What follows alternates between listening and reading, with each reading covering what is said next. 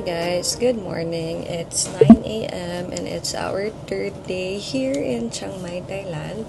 So yun, tapos na ako mag-prepare. Inisip ko na lang kung magkukulot ako ng hair kasi nagdala ko ng pangkulot. So diba, sayang naman. Anyway, yung agenda natin for today, dito na lang within the area, yung Old City.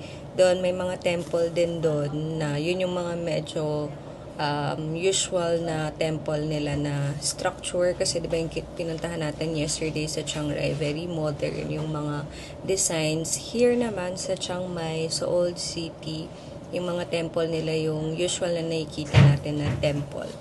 Yun. Tapos, after that, it's shopping day. Shopping day. Ikot na kami ng bibili ng mga pasalubong. We'll check the Big C supermarket. Tatry ko rin kung makapag-check ako ng other coffee shops kasi nakikita ko sa TikTok na maraming coffee shop dito around the area, especially in Niman. So, tatry natin na magkaroon ng na may mapuntahan tayong coffee shop. Yun, other than that, yun, puro temple lang yung meron dito sa Old City. Tapos, kakain tayo ng Khao Soi. Sana makakain tayo ng Khao Soi. Kasi yun yung sikat na food dito sa Chiang Mai. Yan lang, hinintay ko pa yung ate ko tsaka yung ibang pamilya ko mag-prepare. Tapos, update ko kayo ulit later kapag palabas na tayo. Quick hotel tour. May breakfast area dito. Although hindi kami nag-avail ng breakfast. Paggabi, nagiging bar din siya. Yan. Tapos, we have here the swimming pool. Oh, here's the lobby. Ganyan siya. Tapos, may mga snacks. Ito ay for free. Pero ito ay bibilhin. Yun lang naman guys, yung nagustuhan ko dito is actually malapit siya sa airport, like 15 minutes away lang. Tapos malapit na yun sa Old City, so yun yung mga pupuntahan natin later. And then ayun, maganda yung room, lalo na yung family room kasi dahil 3 kami sa room, ang hirap makahanap sa ibang hotel. Dito at least 2 bedrooms na kami, isang queen bed, isang single bed. So, sakto kami for 3 and then hiwalay na room kasi sila ate. Tapos, ayun, complete naman with breakfast, cafe, bar, nandito na rin sa hotel.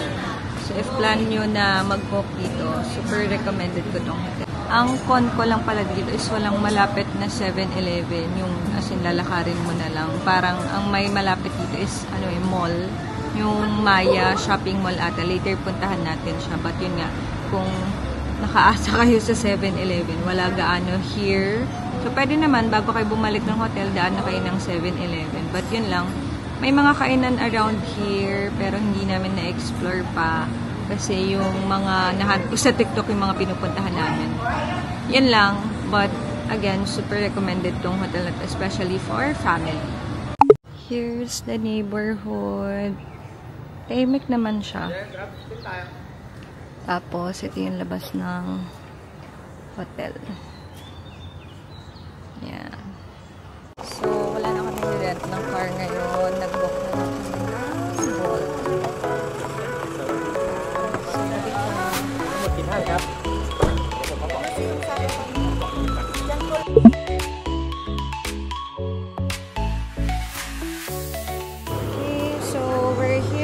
Khao Soi Niman. It's a Michelin guide restaurant. So let's see.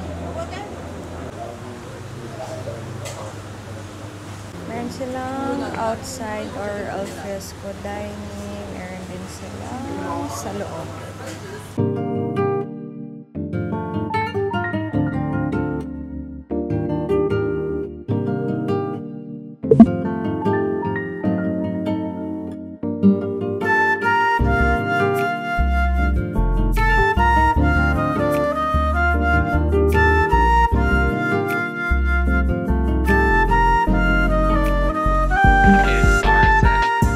Done eating lunch. Itong Khao Soi Niman is featured in Michelin Guide. So, yun. Kain tayo dito. At pupunta lang kami sa isang coffee shop para bumili ng coffee. Yung coffee shop na yun, nahanap ko lang sa TikTok. Maraming salamat po sa mga TikTok post dyan. So yun, lalakad na kami kasi malapit lang. Actually, dito sa Niman area is maraming coffee shop. Maganda din magstay dito kasi nga ang daming restaurants around, tapos coffee shops, tapos may mall, diba? So yun. Tsaka dito guys, hindi mainit. Diba ngayong month, pag sa Bangkok, sobrang init na niya. Dito, ano lang, parang mga 20 degrees to 25 degrees, ganyan. So, variable naman na maglakad-lakad. Lalo na later, kapag sa mga temple namin, hindi gano'ng mainit. Grabe, ang daming. Ayan, oh. Guys, tabi-tabi lang yung mga restaurant. Ayan din. Actually, may coffee shop din. Ito din. Another restaurant. Ay, bar pala siya. Look, oh. Ang dami talaga kainin.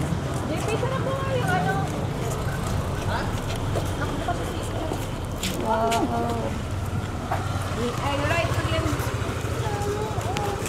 So, yan. Kung gusto niyo mag-explore ng mga coffee shops. So, ang daming coffee shops.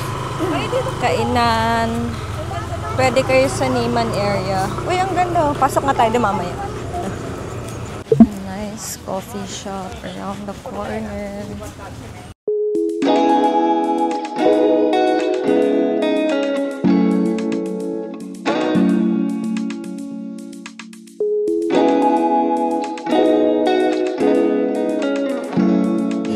Our coffee. I just ordered a latte. Yeah. And we'll go to the old city.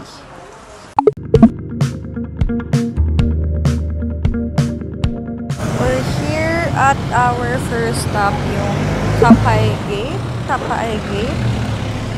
Sorry na kung mali, pero ayan. Okay, so ito yung parang Intramuros version na kapag nung may war, dito sila nagtatago. Tapos here, merong mga kainan. So, ikot tayo kung ano yung pwede nating makain. Makain and mabili.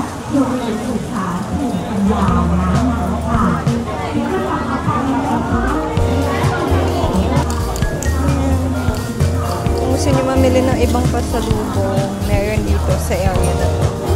Para siyang Changi version pala sa loob ng gate. So, maraming kainan, mga clothes, arts and crafts. Yan. Yan. Sa dulo nung paglabas ng gate ng Changi. Pero nag-iikot pa kasi kami. Parang mahal lang ng isa kanina. Look guys, oh. Ganda nun damit. Kung di lang mainit sa Pilipinas.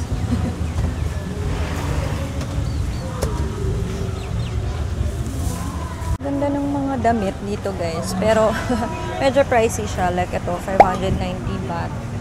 So mga 1,000 na yan in pesos. Ito nga 1,590. Tinanong mo? Ang lawak pala nito guys. Tsaka very lively. Para siyang night, Sunday market. Ganong level. Oh, tapos may mga painting. Grabe. Masaya naman dito. May part na parang pure painting. Parang siyang art fair na Sunday market. Natutuwa ako guys. Ang galing naman nila. Sculpture, watercolor, and acrylic painting. That's so pretty. So nice. Siya lang din yung gumagawa dito. Nasaktuhan pala natin yung event. Artisan World Class. Kaya parang puro arts and crafts yung naka-set up here. Ang galing. Ang ganda. Puti na lang. Guys. Pinabawi ko na yung kanina na hindi mainit. Kasi ang init. I mean, mainit yung araw. Pero like yung hangin. Hindi naman. So, kaya naman. Pero, pinagpapawisan na sa sis. Hindi ko pa nadala yung Jisoo Life ko. Jisoo Life! Anyway, papunta na kami sa Wat Chedi. It's one of the temples here in Chiang Mai Old City. Bali, ganun lang yung ginawa namin sa Tapae Gate. Parang mismong gate lang siya. Imagine nyo yung parang sa Intramuros. And then, nasaktahan lang na may arts and culture. Tapos, nilalakad lang namin going to the Wat Chedi. Okay, nag-Wat Pantaw lang muna kami bago kami sa Wat Chedi. Actually, marami naman kasing temples around here, as in, parang kada blocks away ay puro temple.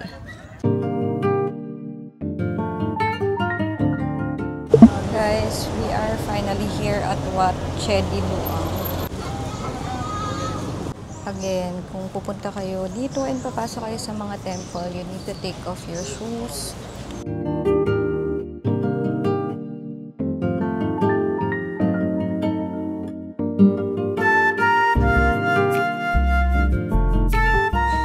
Guys, binabawi ko na talaga. Ang init, pero kasi alauna na dito. So, yung weather ay 30. Ang init talaga. Pero, nandito na kami sa Wat Chedi.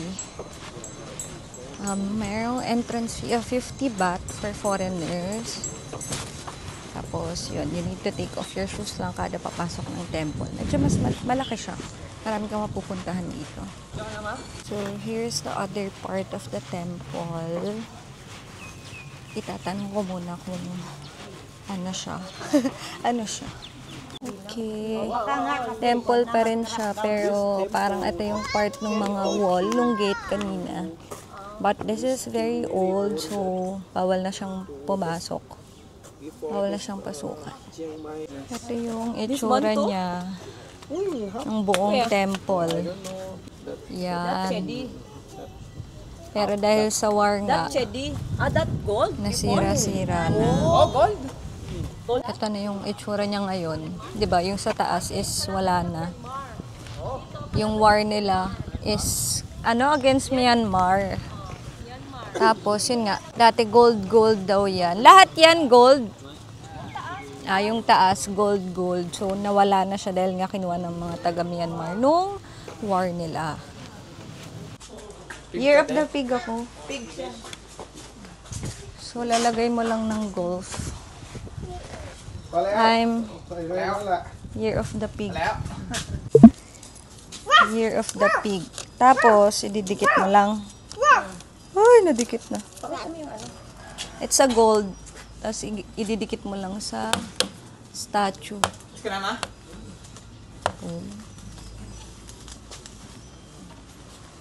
Ito naman, kung anong day ka pinanganak. So, Thursday, Friday, Saturday. Another part of the Wat Chedi Luang is this pagoda. May version sila ng reclining Buddha here. Diba sa Bangkok, meron sa Wat Pho. Yan. Guys, it's 1:50 p.m. Papahinga lang kami. Kasi ang init, 30 degrees today. Tapos malaki yung Wat Chedi. Malaki yung area niya, marami kang iikutan. But yun nga, since tanghaling tapat, medyo nakakapagod umikot. And travel tip guys, kapag sa mga temple kayo, huwag na kayo mag-rubber shoes. Bakit ba kasi sa lahat ng araw, ngayon ako nag-rubber shoes. Dapat mag-sandal na lang kayo para madaling tanggalin pag pumapasok sa mga temple. Since lahat ng temple, you need to take off your shoes. Say hi to the vlog. Say hi. Say sawadika. Sawadika. Yun lang. Punta na kami sa next namin na temple. Gaganto kami going to our next. Guys, makay kami ng tuk-tuk for 100 baht going to our next temple. This is our next temple. Wat Phra Singh.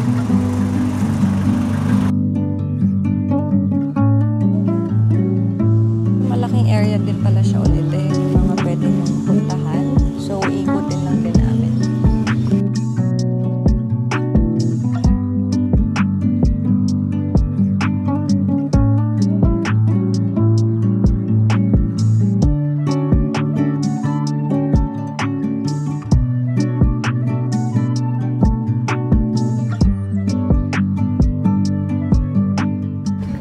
guys, may mga snacks din here sa tapat lang. I mean, sa harap lang. So, pwede kayong mag-lunch or snack after.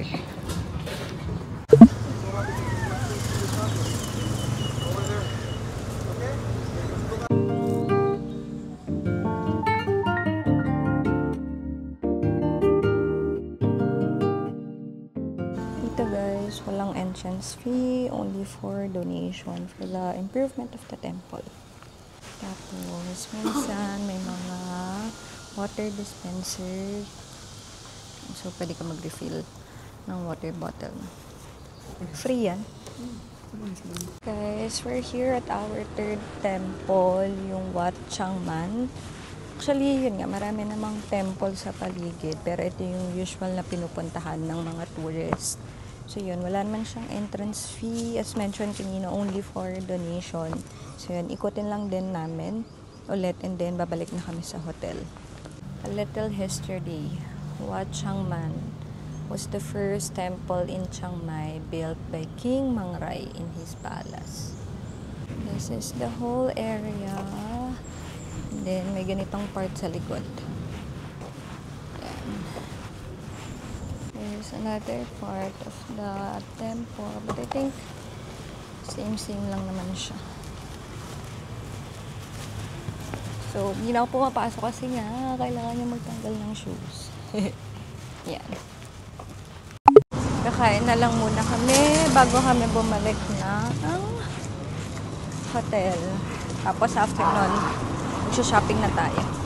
Pero actually, busog pa ako. So, pero may pad thai dun sa pupuntahan natin. So, finally, makakain ako ng pad thai ulit. Ito ay nahanap lang namin sa Google. Para siyang karinderya type.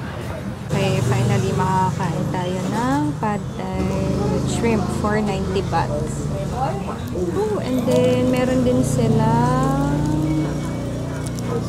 Asa na yun?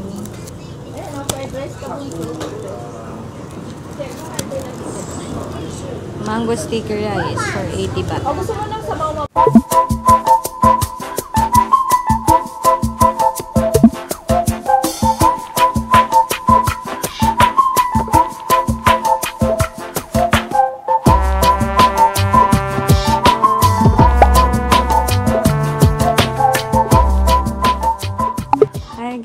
Finally, we are back again at the hotel. It's 4:30 p.m.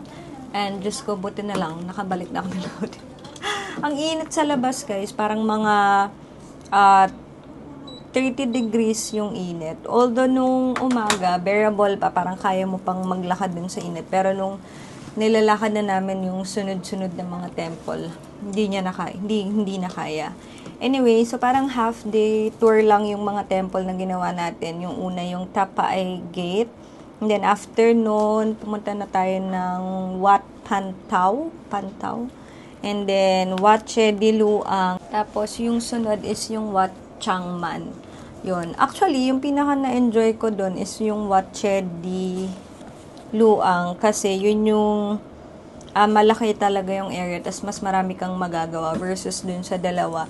Tapos, pwede nyo nang skip yung other two actually kung gusto nyo lang ng isang temple na pupuntahan. Pero, sa buong area kasi is marami talagang temple. Magkakatabi lang halos. So, kaya nyo naman talaga lakarin. Pero kami minsan nagtutuktok kami for the experience. And, yun, yung tuktok na sinasakay namin is mga around 100 baht lang naman. Good for, ilan na kami? 5, 6. So, okay lang naman. Anyway, after nung sa Wat Changman, meron kaming nahanap lang na kainan, yung Isaan Ross, something restaurant, ganyan, na malapit lang, para mga 3 minutes away lang, kasi nga, yung kain natin kanina, diba, is parang, breakfast lang. So, for late lunch is yun, sa Isaan Ross restaurant. Okay naman yung food, like, masarap naman yung pad thai na kinain ko. Tapos, yung mango shake lang. Actually, pangalawang mango shake ko na. Pero, like, laging matabang yung lasa niya. Ewan ko. Or, nasanay lang ako na matamis lang talaga yung mangga natin. But, yun, kung siguro bibalik kayo ng mga shake, yung mga coconut shake na lang. Kasi yun naman yung sikat dito. Yun, 4:30 na, tapos lalabas kami mamayang 5 para mag-ikot lang ng shopping. May malapit na mall, yung yung Maya Shopping Mall, and then nandun din yung One Niman. Tapos mag-iikot ulit kami sa Big C Supermarket, tsaka sa mga night market. So, yun, mamimili ng pasalubong, ng mga damit, ganyan kung meron man. So, update ko kayo ulit later kung palabas na kami. See you guys!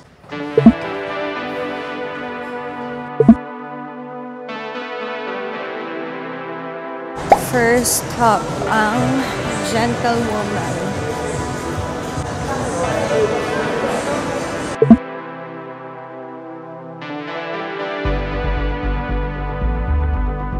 In fairness, ito ay pang beach. Ano kaya ang kakasya dito? Ang pasensya ko lang. Sorry.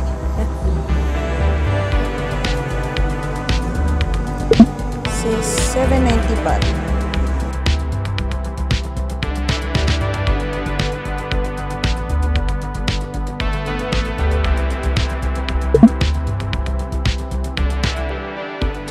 Available din here yung Beverly Hills. Alam ko maraming nagtitinda nito sa mga pasabay.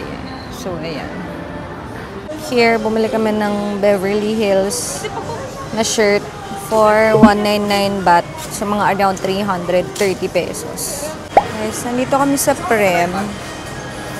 Ang ganda lang lahat ng damit at bag dito. Sobrang tempted akong bumili. Pero, hindi ko alam kung anong bibilin ko, guys. Look, oh. Tapos, ang mura lang yan. Like, 450 baht. Mga 1K, ganyan. 350. Meron naman.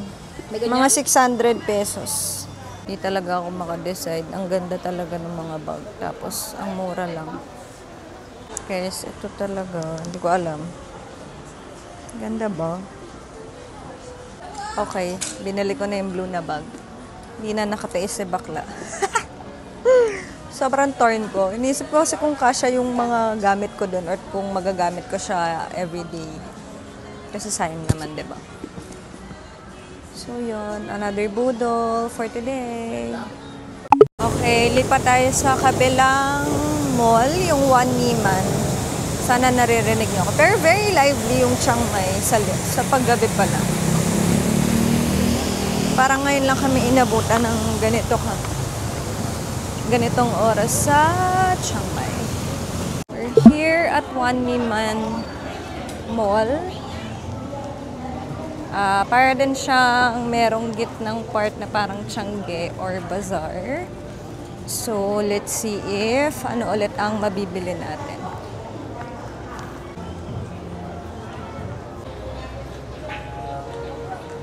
Cute guys. Nandito yung mga local brands nila.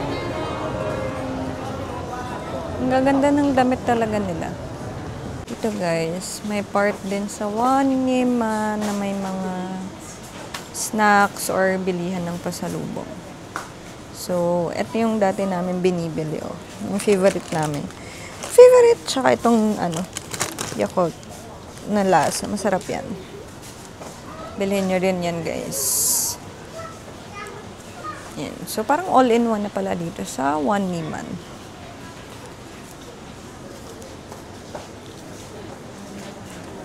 Meron din mga inhalers dito. Yan. So, bumili na kami. Per pasalubong. Guys, we're here at Big C Supermarket. Dito kami bibili ng mga snacks and pasalubong. Papakita ko sa inyo. Eto ba kanina magkano yun? Ay, hindi. Ito yun. Iba yan? Asan ba yung tinuro ko sa'yo? So, kung gusto nyo yung milk tea 3-in-1, ito binibili ko lagi. Napasalubong din yung ganito na crispy. Ano yan? Squid. Squid? Masarap yan. Pero hindi yan crispy. Okay.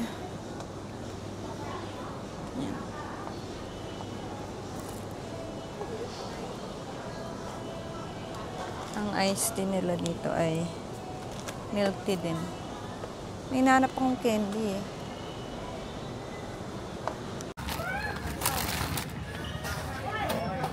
Guys, we are back at the hotel finally for this day. It's 11 p.m. Grabe.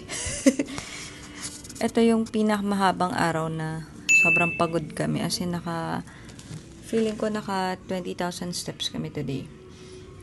Si OA. Teka, titignan natin. Hindi naman, 16,500 lang. Wah! Anyway, yun nga, nung mga 5:30 na umalis kami para mag-shopping, ang una namin pinuntahan si Maya Shopping Center. Nakatabi lang namin, halos 5 minutes lang yung nilakad namin, ganyan. Tapos yung tinignan namin kasi nandun yung Gentlewoman. Although, wala talaga ako natrepan na bag kasi for the longest time na tinitingnan ko yung Gentlewoman. Parang, wala kasi siyang may zipper, diba? Lagi siya yung lang, ano matawag doon? Basta yung kiniklik lang. Basta yun, yung ganong lang, close ng bag.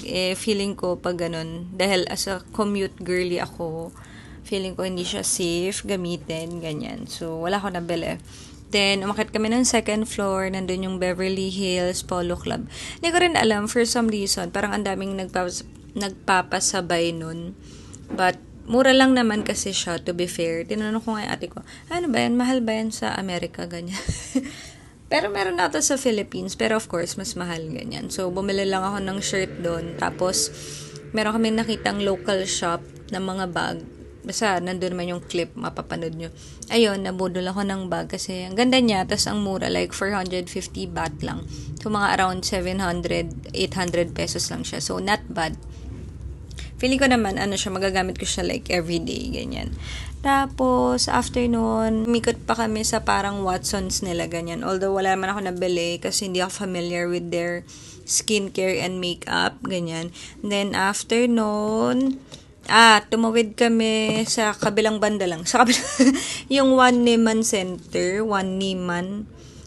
Tapos, grabe yung One Niman na yun. Parang, all around, one-stop shop siya kasi nandun na lahat, like may parang mga bazaar, may mga other shops, mga local brands, ganyan, may mga coffee shops, mga kainan, may Arabica nga doon ganyan. Tapos meron din doon yung parang supermarket na sabi ko sa inyo na pwede kayong bumili ng pasalubong. Sabi ng ate ko, mura na daw doon. So I guess kung nandito kayo sa area na to, sa Niman area specifically, is okay nang mamili doon ng mga pasalubong doon sa supermarket na yun. Basta parang napuntahan lang din namin siya ng second floor, ganyan. Medyo magulo yung layout nung mall na yon. So, I guess just figure it out pag nandito na kayo. But, yon, after noon, wala man ako nabiling mga damit doon, ganyan. Pumunta na kami ng Big C supermarket. Doon kami namili ng mga snacks talaga. Doon ko nabili yung Chatra Muna milk tea, yung candy, chewy na milk tea na gusto namin. Basta yun, kung napanood nyo siya sa Big C supermarket. And after nun, bumalik kami doon sa Chiang Mai Night Bazaar area na kinainan natin ng isang araw. Doon kami nag-dinner ulit sa Calare Street Market kasi maraming food choices doon and mura yung mga food compared to compared dun sa One Niman, ganyan. So, doon na lang kami kumain. And sabi ko, ate, kailangan natin makakain ng mango sticky rice. At hindi ko pinalagpas. Hindi na rin pala ako naka-vlog ata doon. Kasi nga, may performer doon gabi-gabi. So, hindi nyo rin ako maririnig. Tapos, after nun, actually yung buong area na yun, dun sa Calare Street Market, sa Chiang Mai Night Bazaar, pag dinire-diretso nyo yung buong street na yun is puro bazaar, like puro night market. Kahit yung mismong street lang, may mga, alam mo yung mga tiyangge, ganyan. Sa mga daan yun, nakapwesto lang sila sa isang buong strip na yun, ganyan. Though wala rin ako nabili kasi parang wala naman ako masyado yung nagandahan talaga na damit. Parang feeling ko, hindi ko naman kailangan, ganyan. So, ba't ako bibili? Yun, so, hindi naman ako nagpabudol doon ng mga damit. Yung kapatid ko yung may isang mga nabiling mga shorts, ganyan. Though, okay naman, pero sana sabi ni ate may mga ibang price na mahal doon versus Bangkok. But, if nandito kayo sa Chiang Mai, okay na siyang ikutan. And, kasi nga, merong bazaar na open, pero weekend lang. Like, Saturday, Sunday lang ata tomorrow, yung full day namin is lalabas lang kami. Tapos, yung gabi is pupunta na kami ng airport kasi 1 a.m. yung flight namin. Yun, anyway, for tomorrow na yun. So, ito na talaga yung last chance namin para mag-ikot sa night market. So, kaya inabot kami ng 11 p.m. Ayun, ang daldal so much, ganyan. Anyway, kung may mga tanong naman kayo, just comment yung questions nyo and I will try to answer. But, yun nga, if nandito kayo sa Chiang Mai, parang very limited yung mga night market na sobrang mura, unlike sa Bangkok, diba, na meron silang Chatuchak, Pratunam, ganyan. Yun lang. And then, yun nga, may weekend market naman na hindi na yun maabutan. So, baka kaya ng itinerary nyo kung may kasamang weekend yung pupuntahan nyo. Anyway, ang daldal ko na, magsha-shower lang ako siguro tapos matutulog na rin kasi nga bukas yung technically last day natin, last full day. So, susulitin na natin. So, yun lang guys. Sana na-enjoy nyo tong vlog na to na sobrang pagod. And good night. See you all tomorrow.